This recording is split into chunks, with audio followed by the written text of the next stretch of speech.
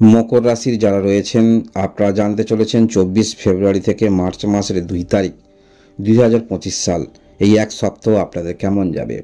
এই সপ্তাহের প্রথম দিকে আমরা দেখতে পাচ্ছি আপনাদের যোগাযোগ বৃদ্ধি হচ্ছে। সেটা আপনার কাজের পরিপ্রেক্ষিতে যোগাযোগ হতে পারে, আপনার জীবনে কোনো বন্ধু অথবা বান্ধবী আসতে পারে, অনলাইনে যোগাযোগ হতে পারে, বা আপনি এমন কোনো কর্ম করেন সেই কর্মের মধ্যে যথেষ্ট আপনাকে প্রভাব বিস্তার করতে হবে, অর্থাৎ আপনার সেই কাজটা ছড়িয়ে দিতে হবে কমিউনিকেশন ক্ষেত্রে, যোগাযোগ ক্ষেত্রে। তাহলে এই সপ্তাহের প্রথম দিকটা এই রকম ক্ষেত্রে ভালো কিছু ফল আপনারা পেতে চলেছেন, এবং যেই আপনার জীবনে আসুক না কেন সেটা অবশ্যই আপনার জীবনে ভালো ফলপ্রসূ হতে চলেছে। সেখান থেকে আপনি যথেষ্ট হেল্প বা সহযোগিতা আপনি পেতে চলেছেন। আপনারা যারা কোনো রকম হস্তশিল্পের কাজ করেন বা আপনারা কোনো রকম হার্ডওয়্যার কাজ করেন, অ্যাপ্লিকেশান নিয়ে কাজ করছেন, অবশ্যই এই সপ্তাহে ভালো যোগাযোগ বৃদ্ধি আপনাদের হচ্ছে এবং কাজের যথেষ্ট চাপ আপনাদের থাকবে। এবং এই সমস্ত ক্ষেত্রে যারা নিয়োজিত রয়েছেন বা এই সমস্ত ক্ষেত্রে ক্যারিয়ার করছেন, তাহলে অবশ্যই এই সপ্তাহে ভালো কিছু ফল পেতে চলেছেন। এবং এই সপ্তাহে আপনারা অবশ্যই কথার উপরে নিয়ন্ত্রণ রাখবেন। অহেতুক যে কথাগুলি বলার নয় সেই কথাগুলি বলবেন না।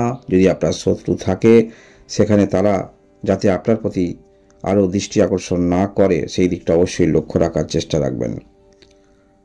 আমরা এই সপ্তাহে দেখতে পাব মকর রাশির আপনারা যারা রয়েছেন, আপনারা দীর্ঘদিন ধরে যে সেভিংস করতে চাইছিলেন, মনে মনে ভাবনা চিন্তা নিয়ে চলছিলেন, কিছুটা বাধার সম্মুখীন আপনারা হচ্ছেন। তাই সঠিক চিন্তাভাবনা কোন ক্ষেত্রে বিনিয়োগ করলে বা কোথায় অর্থ রাখলে শেষ পর্যন্ত আপনি কিছু হলেও মুনাফা পাবেন, তাহলে সেই ক্ষেত্রে মনোনিবেশ করার চেষ্টা রাখুন। যেমন গতি প্রকৃতি নিয়ে চলছেন সেই রকম গতি প্রকৃতি মনের মধ্যে ভাবনা চিন্তা রেখে অগ্রগতি রাখুন, ফল অবশ্যই পাবেন।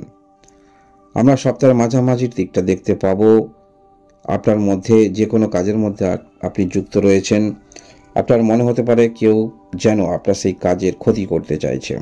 শত্রুপক্ষ একটু অ্যাক্টিভ হবে, তবে শত্রুপক্ষ অ্যাক্টিভ হলেও মকর রাশি যে ধরনের আপনি ব্যক্তি, আপনার বাণীর মধ্যেও সেই ধরনের কথাবার্তা দেখতে পাবো। তাই যদি আপনার সত্যিকারে কেউ ক্ষতি করে, আপনি যদি নিরাশা মনে তার দিকে তাকিয়ে থাকেন বা ভগবানকে আপনি স্মরণ করেন, তাহলে যে আপনার ক্ষতি করবে তার কিন্তু সর্বনাশ অবশ্যই হবে। কারণ মকর রাশির অধিপতি গ্রহ জানবেন শনি গ্রহ। তাই আপনার মধ্যে যে মকর রাশি কিছু না কিছু ক্যারেক্টার অবশ্যই থাকবে। তাই সহজে বা বিনা কারণে যদি আপনার কেউ ক্ষতি করে, তার ক্ষতি অবশ্যই হচ্ছে, মনে রাখবেন। এছাড়াও আমরা দেখতে পাবো এই সপ্তাহের শেষের দিকটা যথেষ্ট আপনার কাজের মধ্যে আত্মবিশ্বাস দেখতে পাওয়া যাবে। যে কোনো কাজ আপনাকে দিক না কেন সেই কাজ যথার্থ আপনি পূর্ণরূপে নিয়ে আসবেন। এবং এই মাসে আপনাদের যেমন যোগাযোগ বৃদ্ধি হচ্ছে, নতুন যারা বিজনেস করতে চাইছেন করতে পারেন, বা বিজনেসের মধ্যে যারা যুক্ত রয়েছেন যথেষ্ট ভালো, এবং আরও দ্বিমুখী আয়ের দিকে যথেষ্ট ধাবিত আপনারা হবেন। কারণ আপনি যাহাই করছেন সেখানে কিছু না কিছু সফলতা আপনারা পেতে চলেছেন। সপ্তাহের শেষের দিকটা আপনার মানসিকতার পরিবর্তন আমরা দেখতে পাবো। কিছুটা ধার্মিক চিন্তাভাবনা নিয়ে আপনারা চলবেন, এবং আপনারা যারা কোনো একটি সফলতার শীর্ষে রয়েছেন যথেষ্ট আপনার মধ্যে এরকম হেল্প করার ধর্মীয় ভাবাবেগ আমরা দেখতে পাবো। আপনারা যারা সন্তান নেবেন ভাবছেন, এই সময়টা যথেষ্ট ভালো সময়ের মধ্যে দিয়ে অতিবাহিত করছেন, চিন্তা ভাবনা করুন। যারা পড়াশোনার মধ্যে রয়েছেন অবশ্যই আপনাদের পড়াশোনা মনোনিবেশ থাকছে, তাই অবশ্যই আরও যাতে সেই সমস্ত ক্ষেত্রে ভালো কিছু করতে পারেন চেষ্টা রাখুন। যারা এই সপ্তাহে কোনো পরীক্ষায় বসতে চাইছেন সেখানে অবশ্যই জয়লাভ হওয়ার সম্ভাবনা আপনার দিক থেকে সব থেকে বেশি।